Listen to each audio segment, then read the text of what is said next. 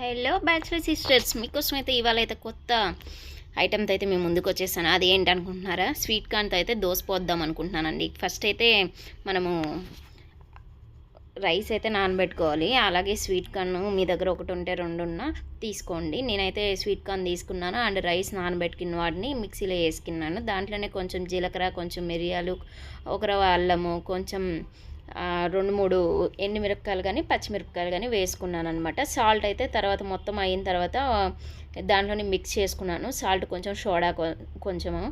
So ఇదైతే చేసుకొని paste లాగా చేసుకొని దోశ అయితే వేసుకున్నాను. చాలా అంటే చాలా టేస్టీగా ఉంది. హెల్త్కి హెల్త్, టేస్ట్గా అటుకి టేస్ట్.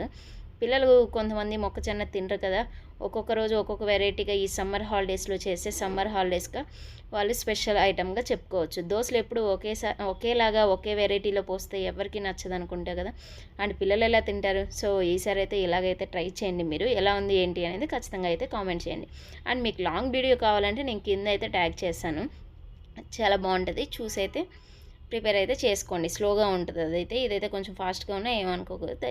దయచేసి చూడండి ఎలా ఉంది ఏంటి అనేది కామెంట్ చేయండి తప్పనిసరిగా. టేస్ట్ అయితే చాలా బాగుంది. హెల్త్కి హెల్త్, టేస్ట్కి పాటు టేస్ట్ అనమాట. ఇదైతే చాలా టేస్టీగా అనిపించింది. నేనైతే దీనికి కాంబినేషన్గా ఆకుపప్పు అయితే తీసుకున్నాను. అండ్ వంకాయతో ఇది చేశాను కదా, వంకాయ పెరుగు పులుసు, అది కూడా ట్రై చేశాను దోశకి. ఇదే ఫస్ట్ టైం దోశకి పెరుగుతో కాంబినేషన్ తినడము. చాలా అంటే చాలా టేస్టీగా అనిపించింది. మీరు కూడా టేస్ట్ చేయండి. ఎలా ఉంది ఏంటి అనేది ఖచ్చితంగా అయితే కామెంట్ చేయండి. నాకైతే చాలా చాలా చాలా నచ్చింది.